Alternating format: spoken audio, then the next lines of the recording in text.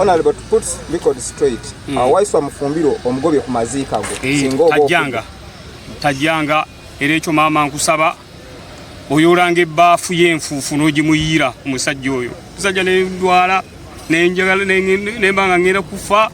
mundaba enze nanzena bwenfalana namwe abamawulire namwe mundaba niye omusajja n'avaayo n'akuduulira ate bwe nandifudde yandize ataaziike tajjanga okunziika kino nkibagambidde wano tajjanga amazima ga Katonda mu ggulu okunziika.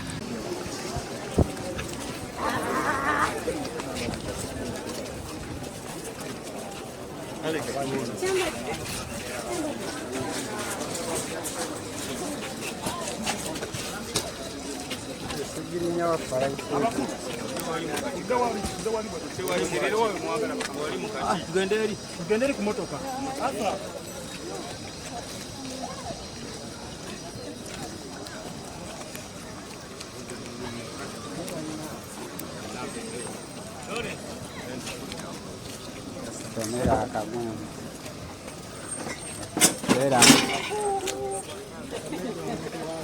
Ayinza okwagala content n'otuwa content.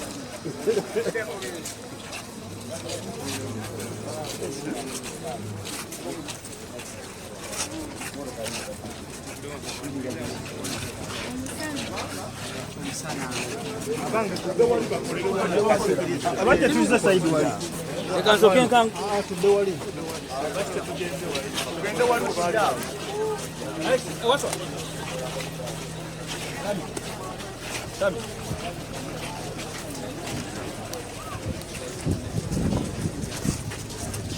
Tami. Tudde yo wali. Mugenda wali. Ate motoka.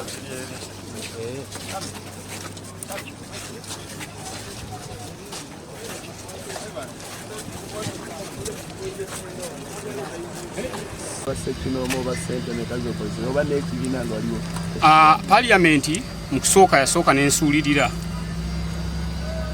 kuba nagenda Nairobi n'embeerayo sente ze Nairobi nze yazeesasulira mu Nairobi hospital nga Parliament ensudde naye nga ate Parliament nagitegeeza era n'empapula nzirina naye nagamba nti abo bakama bange bo banga bagambye nti tebamanya nti ngenda kutambula bo basazeewo okwogera kakati oluvannyuma nnyo lw'embeera yaliwo Parliament ekintu neemala n'ekiyingiramu era ne bazaawo Honorable Ssemujju Ibrahim Nganda yaleeta ensonga eno ne Honorable Neropu Mathias Mpuuga ne bagireeta ku fulo ya Parliament baga nti munnaffe embeera gyalimu mbi munnaffe embeera gyalimu mbi nga bo baŋŋamba mbu nalina okuyita mu medical board muli b'amawulire muli wano njagala muve wano mugende w'omwogezi gwa Parliament mwami Kulisobole abalageyo medical board amalageyo ebbaluwa egi ng'eva mu medical board kuba naffe bazze bajjanjaba kubanga omuntu aba bubi nga process ya medical board tasobola kugiyitamu nga omuntu mulwadde toyinza kuŋŋamba wakati medical board ng'osomye bw'olina okutambula mu medical board oyo owunziko ogirese noga nti oba nfa kanfe kubanga process mpanvu kakati nga bekwasa medical board nti teyampa approval nga ngenda okujjanjaba naye oluvannyuma bakiyingiramu era Parliament yekwasaganyizza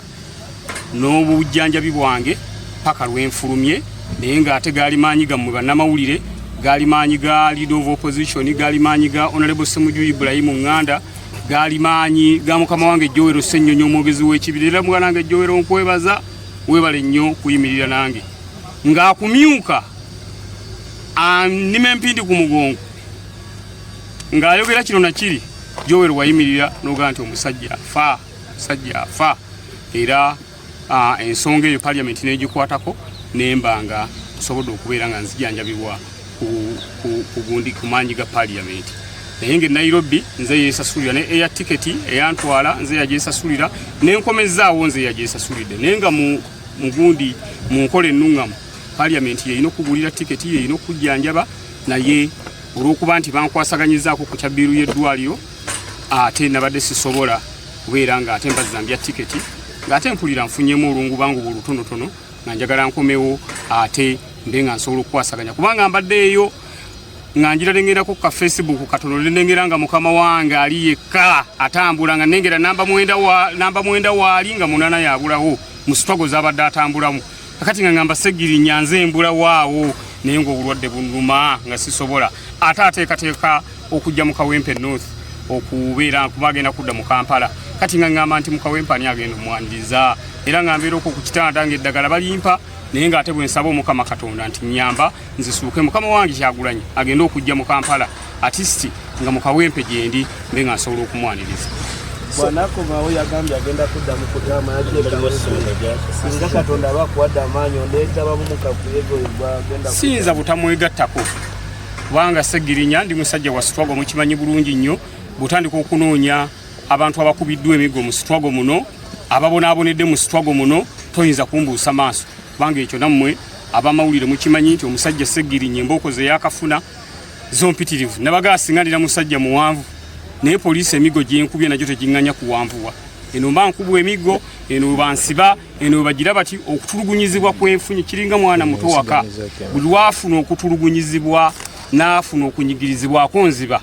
kale waliwo abantu bensanga tebangana kale Ssegirinya byo tumanyi musajja muwanvu musajja akomerire naye kati gwe toyinza kubanga otulugunyizibwa mu ntulugunyizibwa gye ntulugunyizibwamu n'obanga osobola okubeera nga weeyinza n'olwekyo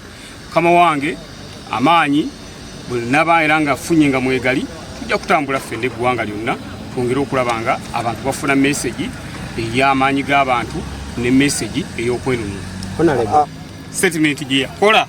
yali statement nnene nnyo. Kama wange Kyagulanyi ng'ali mu kunsaasira nti omusajja Ssegirinya ng'olabye n'obulwadde bakama bange bonna nga bansaasira nga nvuma kino ekyo kyampisa bubi nnyo nga ndi ku kitanda kyampisa bubi nnyo era tekisobola kunva ku bulamu bwange olwekyo tajjanga ku maziika gange tajjanga kubanze kyemmanyi nze njo mumusooka okusinzira ku basawo bye baŋŋambye nga nze Ssegirinya kyemmanyi nze njo okumusooka okufa. Simanyi lwaki yagyogera kubanga mukwano gwange olalo simuyinaako buzibu naye simanyi lwaki yakola statement efaanana bwetyo edisrespectinga nze eteekawo embeera mu bannayuganda kubanga oli mumyuka wa mwogezi wa kibiina ate yeerabira nti oli mumyuka wa mwogezi ekigambo kyoyogera kigenda vayiro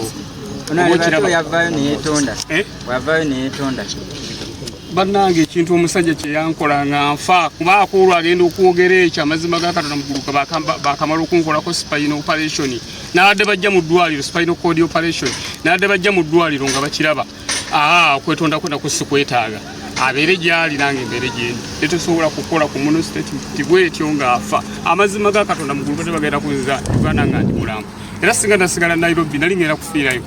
kubanga okusinzira ku ddagala lye bantaddeko kabaleete empapula wano nzibalage mbalage ne discharge form. Esente ezigenze mu bulwadde buno ziri miliyoni 75 sinze nsaasaanyiza parliament twalaba waliwo ku Facebook live ne Nsereko Muhammad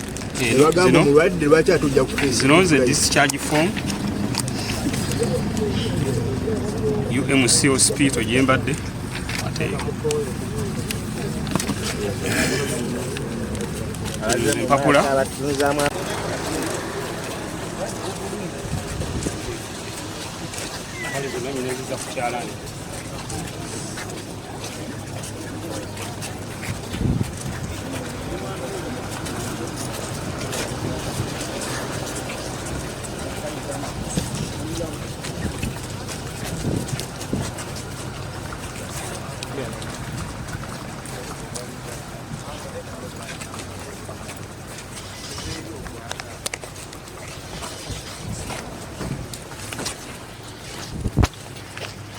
tuko muhimu kwa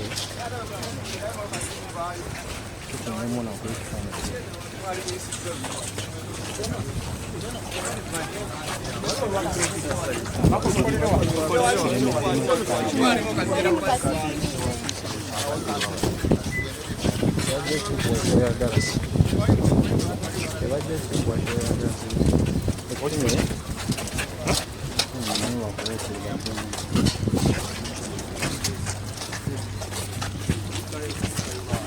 Come on.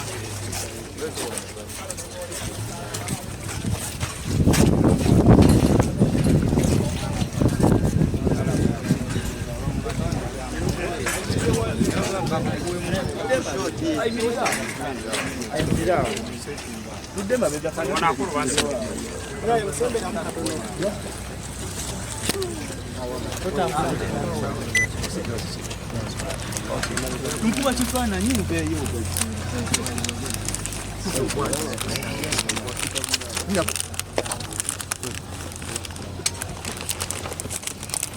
katenenya kamuligepa mukulu